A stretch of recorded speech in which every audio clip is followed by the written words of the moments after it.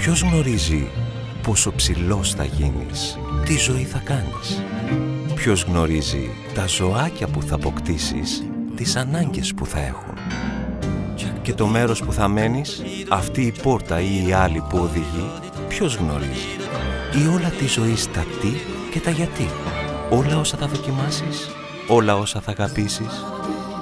Και μετά, ποιος γνωρίζει τι άλλο θα σου φέρει η ζωή? Με ποιον θα τη μοιραστείς στα εύκολα και τα δύσκολα?